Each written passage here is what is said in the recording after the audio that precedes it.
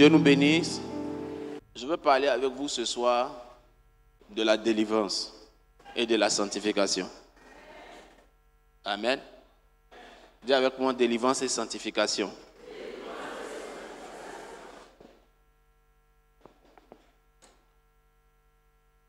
Si vous vous rappelez de mon texte d'hier, vous comprendrez que mon texte d'hier est encore d'actualité. Parce que mon texte d'hier parle de fils prodigue qui était dans les ports et paf, qu'il y a eu une lumière qui a pris conscience et il a dit, j'irai vers mon père et je lui dirai, j'ai péché contre le ciel et contre toi. Amen. Sorti des ports, prendre conscience était pour lui le premier mécanisme de sa délivrance. Si vous vous rappelez de la prophétie que je donnais tout à l'heure, où j'ai dit que Dieu brisera le joug de la pauvreté et de l'endettement, vous comprendrez que c'est aussi dans le texte que j'ai utilisé hier. Car il est parti avec des ressources, mais il s'est retrouvé plus pauvre que lorsqu'il partait. Mais quand il est revenu à Dieu, la rencontre qu'il a faite avec son Père a bouleversé le cours de sa vie. Ce matin, je dois vous parler de la contribution de la délivrance pour une bonne vie de sanctification. Amen. Ça peut aller? La véritable question, c'est pourquoi peut-on croire que la délivrance peut aider dans la sanctification? Pourquoi on peut croire que la délivrance peut aider à la sanctification? Parce que bien souvent, quand on parle de délivrance, on parle immédiatement de possession démoniaque ou d'influence démoniaque. Et quand on parle de sanctification, on parle de la manifestation d'un certain péché. C'est ça, c'est juste? Donc, si on dit que la délivrance peut être utile pour la sanctification, on est en train de dire que derrière certains péchés, il y a des esprits. Ou derrière certains péchés, il y a des liens. Amen. Mon rôle sera de vous présenter bibliquement que ça, c'est vrai.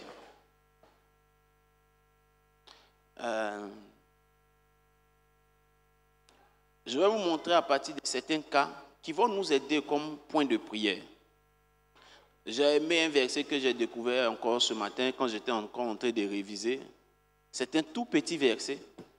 On peut le découvrir ensemble avant qu'on ne lise les autres textes. Vous savez, j'ai été comme un enfant, quand il découvre quelque chose qui est bon, il est pressé de sortir pour aller montrer à ses amis. Donc je suis venu avec mon petit verset pour vous le montrer.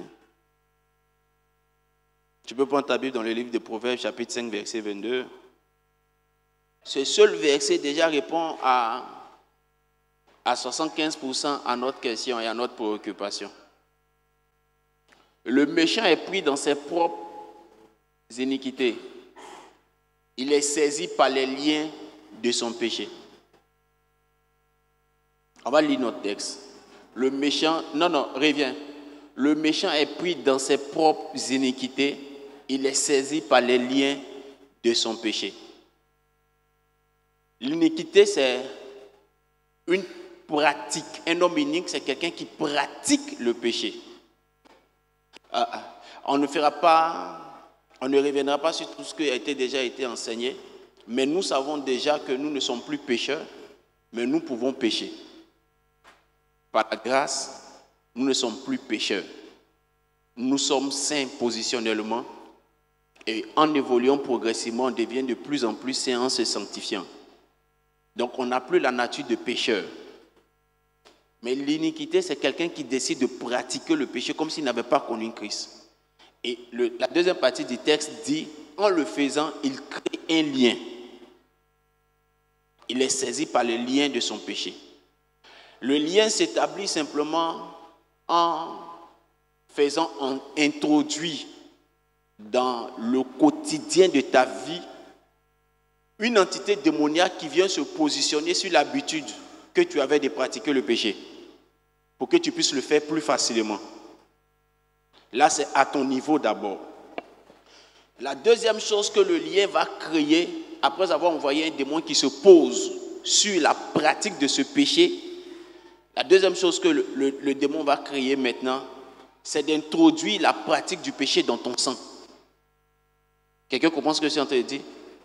La première chose, c'est que à force de pratiquer, un démon vient s'installer pour que tu n'aies plus la force de ne plus le faire. Pour que chaque fois que tu le fais, tu te sentes à l'aise. Quand il s'installe, il tue ta conscience. Et pour toi, pratiquer, ça devient une nouvelle nature. La deuxième chose qu'il fait, le démon qui s'est installé, introduit le péché dans ton sang, comme tu aurais pris de l'aspégique ou du paracétamol que tu fais fondre dans l'eau. Il introduit maintenant ce péché-là dans ton sang. Quand il introduit le péché dans ton sang, il devient maintenant un lien, pas pour t'enchaîner seul, mais maintenant pour enchaîner tous ceux qui sortiront et qui seront liés à ton sang. Quelqu'un comprend bien? Donc quand on arrive à ce stade, il faut aller comprendre que ceux qui naissent après toi peuvent pratiquer le même péché auquel tu t'es attaché. Si tu veux acclamer, acclame Dieu. C'est alors qu'on pourra voir dans certaines familles que là-bas, ils ont l'art du mensonge. Il y a des familles comme ça qui ont l'art du mensonge. Vous savez ça? Là-bas, quand on te dit il est midi, il faut bien regarder l'heure. Il est matin, il te dit bonjour, regarde l'heure d'abord. Il ne faut pas regarder le soleil, il faut regarder l'heure. Parce que mentir est facile chez eux. Mais il ne faut aucun effort. Amen. Quand on arrive à ce stade, on vient confirmer ce que le verset dit, ce que notre thème dit. La sanctification par la délivrance. Parce que quelqu'un qui a hérité par son sang une manière de pratiquer un péché, une influence d'un péché qui est en lui, il ne peut pas s'en défaire par sa seule volonté. Je répète, quelqu'un qui a hérité dans son sang une manière de pratiquer un péché qui domine sur la famille, parce que étant entré avant lui, il ne peut pas s'en défaire simplement par sa seule volonté.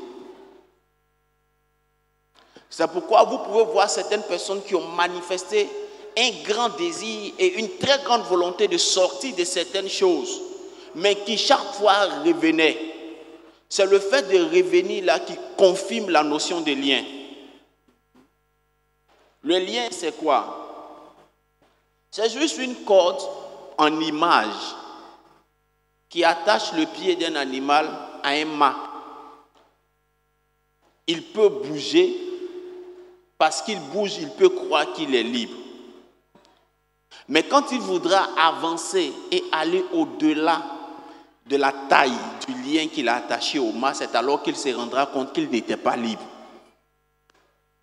Tu feras l'effort de vivre ta vie chrétienne. Mais quand tu décideras de t'émanciper de cette manière de vivre, de sortir de ce type de péché, c'est alors que tu te rendras compte que ce n'est pas simple. Paul pose la question qui est très profonde. Je ne fais pas le bien que je veux faire. Et il m'arrive régulièrement de faire le mal que je ne veux pas faire. Qui me délivrera? La question de Paul nous amène donc à comprendre que pour une certaine attitude face à un certain mal, on a besoin de délivrance. Quelqu'un me comprend bien? Dis à ton voisin, aujourd'hui je ne connais pas pour toi. Je connais pour moi. Aujourd'hui je ne suis pas venu par rapport à toi. Je suis venu par rapport à moi.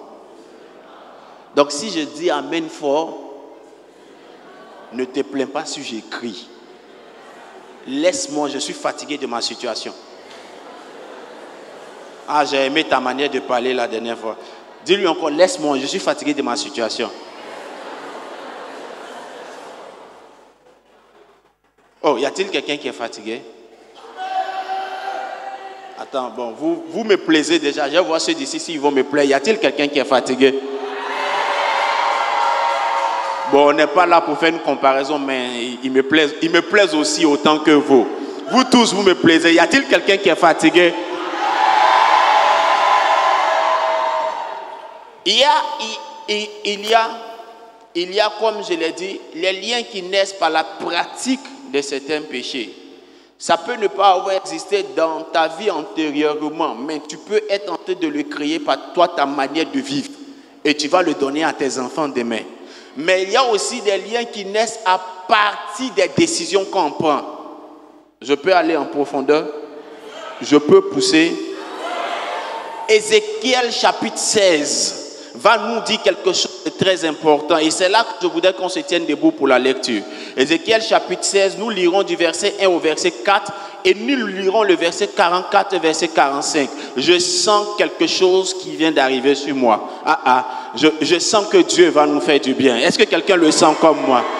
Je vais te donner un secret. Cette onction qui est parmi nous ce soir est une onction corporative aussi. C'est une onction de puissance et c'est une onction corporative.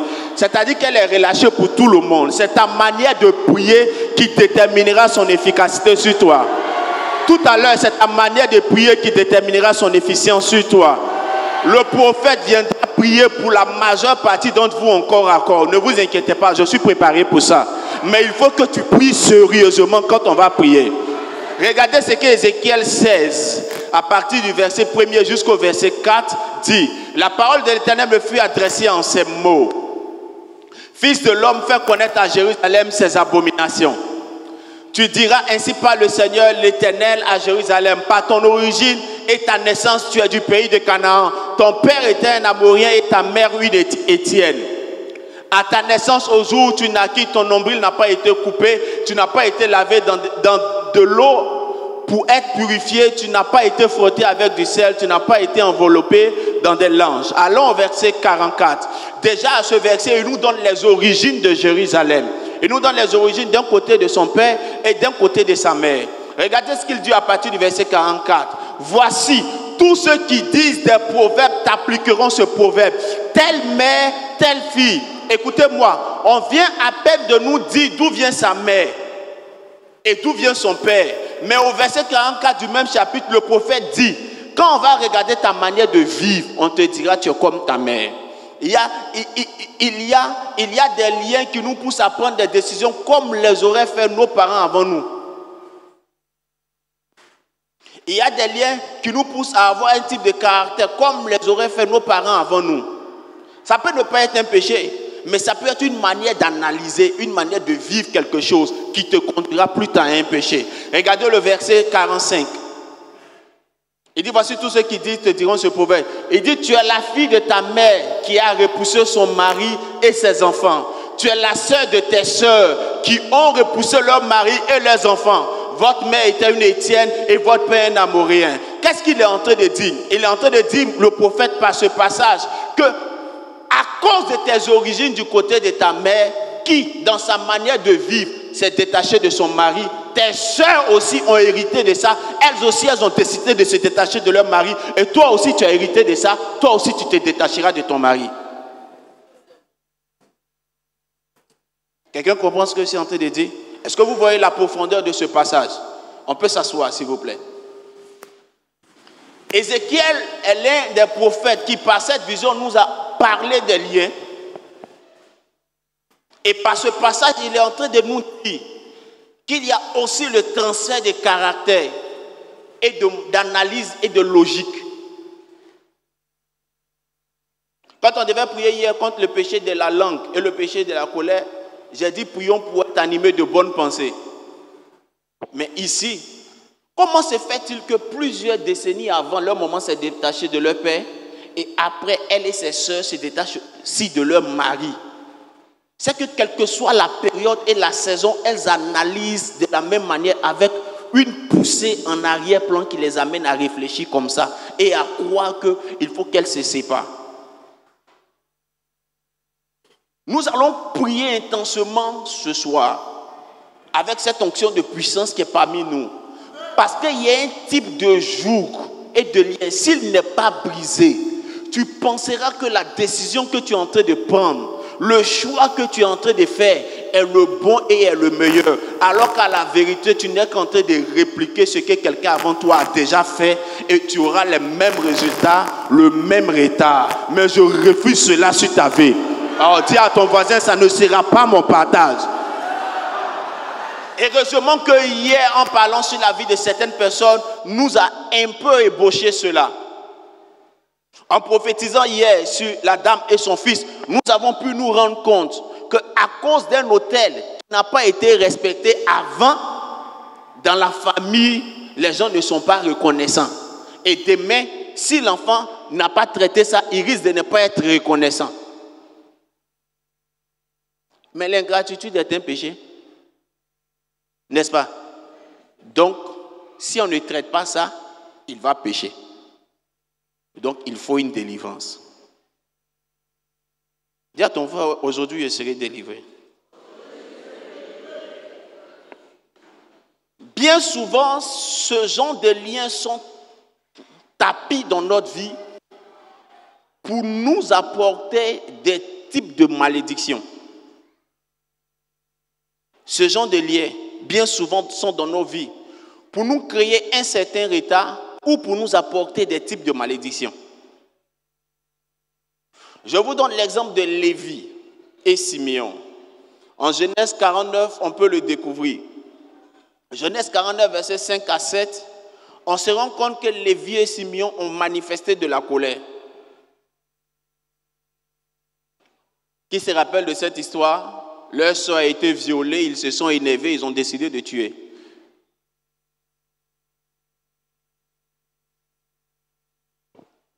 Et quand ils ont décidé de tuer, leur père s'est mis en colère.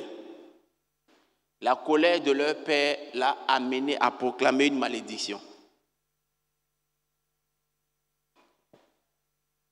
Simeon et Lévi sont frères. Leurs glaives sont des instruments de violence. Que mon âme n'entre point dans leur conciliabule, que mon esprit ne s'unisse point à leur assemblée, car dans leur colère, ils ont tué des hommes et dans leur méchanceté, ils ont coupé des jarrets des taureaux. Maudite soit leur colère. Dès que le patriarche finit de dire ça, dans leur lignée plus tard, tous ceux qui vivront la même manifestation de la colère peuvent hériter de la même malédiction. Car elle est violente et leur fureur, car elle est cruelle. Je les séparerai dans Jacob et je les disperserai dans Israël.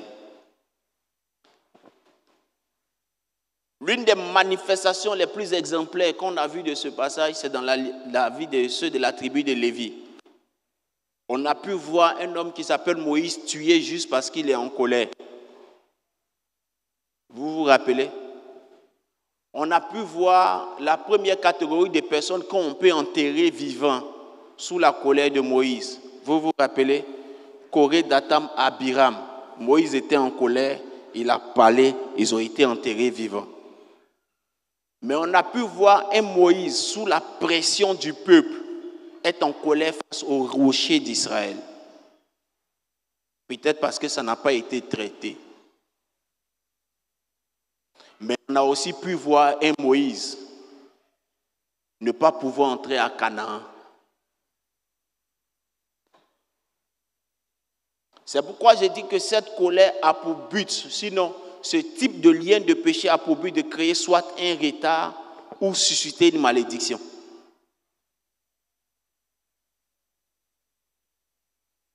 Quelqu'un comprend bien ce que je suis en train de dire? Ce soir, mon intérêt avec vous est de nous amener à prier. Je dis ces choses pour nous ouvrir les yeux et nous amener à prier. Il y a 3 choses que je peux vous donner comme information qui peuvent nous aider à venir à bout de ce genre de lien. Je peux t'aider. Je peux te donner ces informations. Qui connaît l'histoire de Judas qui est sorti avec sa belle-fille Tamar? Vous savez quelle a été la conséquence? C'était quoi la conséquence? La première conséquence, c'est que toute la famille, dans la lignée, le péché de la sexualité s'est accru. Quand le patriarche, lui, a commis le péché de la sexualité dans la lignée, le péché de la sexualité s'est accru. Est-ce que vous vous rappelez de ça?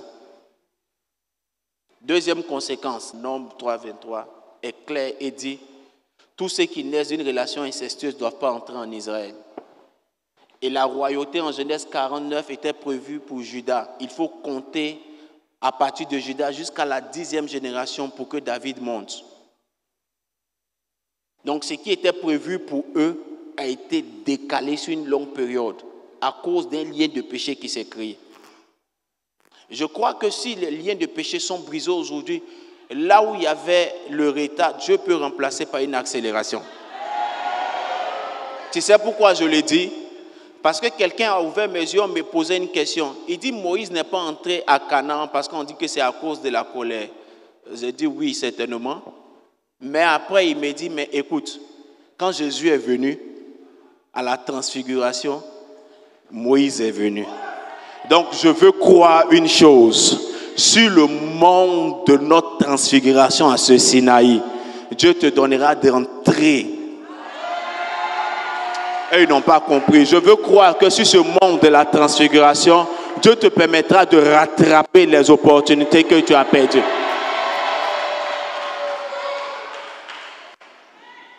Un retard de 10 générations avant d'avoir leur royauté.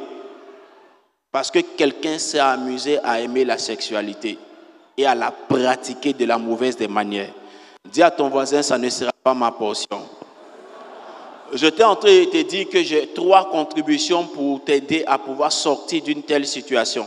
La première contribution que j'ai pour pouvoir t'aider à sortir d'une telle situation est celle-ci. C'est la contribution du combat spirituel. Le combat spirituel est une très, très grande contribution. La première contribution, c'est le combat spirituel. Une vie acharnée de combat spirituel nous aide à gagner de l'avance sur une telle situation. Quelqu'un comprend ce que je suis en train de dire?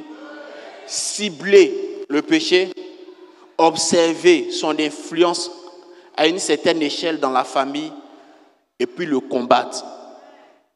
Il ne faut pas le faire comme si tu es content ou tu n'es pas content, comme si tu as le choix. Il faut le faire parce que tu n'as pas de choix. Est-ce que quelqu'un comprend ce que je suis en train de dire? Fais-le parce que tu n'as pas de choix. Imagine tout le retard que tu es en train de vivre à cause du péché duquel tu n'arrives pas à te défaire et l'impact que ça aura sur tes enfants et bats-toi jusqu'à ce que tu arrives à changer. Le combat spirituel. Dans le combat spirituel, nous nous inspirons de Jérémie chapitre 1 verset 10. C'est ce que nous allons faire tout à l'heure et nous allons nous battre. Nous allons travailler sur le fondement. Nous allons briser les liens et nous allons chasser les démons. Nous allons faire quoi? Travailler sur le fondement, briser les liens et chasser les démons. Je réponds. Nous allons faire quoi? Travailler sur le fondement, briser les liens et quoi? Chasser les démons. Je réponds, nous allons faire quoi? Travailler sur le fondement, briser les liens et chasser les démons. Écoutez, je vais vous dire une chose, je le dis souvent aux hommes politiques. J'aime analyser la vie de Gédéon. La Bible dit, vous n'avez pas reçu un esprit de timidité. Mais quand on étudie le profil de Gédéon, Gédéon était timide. Mais quand il a renversé l'autel de la maison de son père, l'homme timide est devenu un très grand leader qui a conduit plus de 32 000 personnes et qui est devenu un juge. Je ne sais pas quel est le type d'attitude qui est dans ta vie, mais quand nous allons renverser ce autel aujourd'hui, la puissance du Seigneur va te conduire à une grande libération. Travailler sur les fondements, briser les liens, chasser les démons.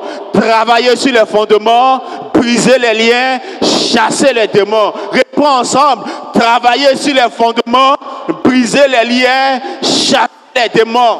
La Bible dit, le juge, que peut-il faire si les fondements sont renversés? Si les fondements ont été attribués au péché, qu'est-ce que tu peux faire? Il faut la grâce du Seigneur pour restaurer les fondements. Jérémie 1, verset 10 dit, je t'ai appelé pour faire quoi? Jérémie 1, verset 10.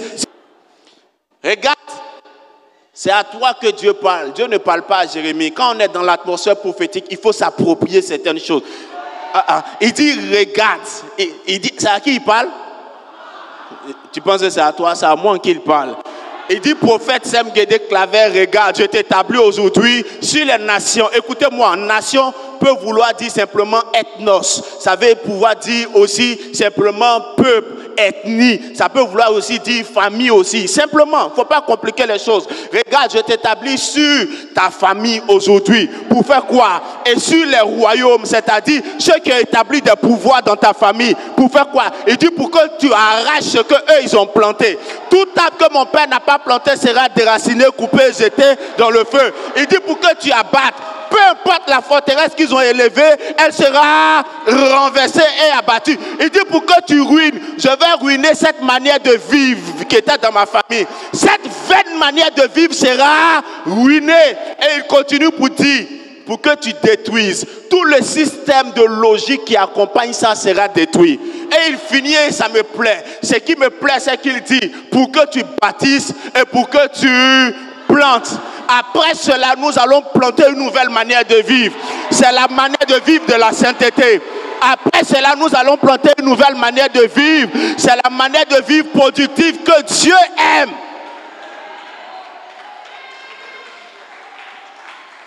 J'ai commencé à sentir l'onction prophétique, mais une onction de puissance qui est venue sur moi. Je te conseille de prier. Je te conseille de faire quoi? Je te conseille de faire quoi? On priera pendant 30 minutes non-stop. 30 minutes non-stop. Et à partir de la 30e minute, je commencerai à prier pour tout le monde. Non, vous n'êtes pas suffisamment nombreux pour que je recule. La deuxième contribution que j'ai pour toi ce soir pour être délivré, c'est la contribution du prophétique. Là où des choses ont été faites de manière ancienne, il faut quelqu'un à qui Dieu ouvre les yeux pour voir.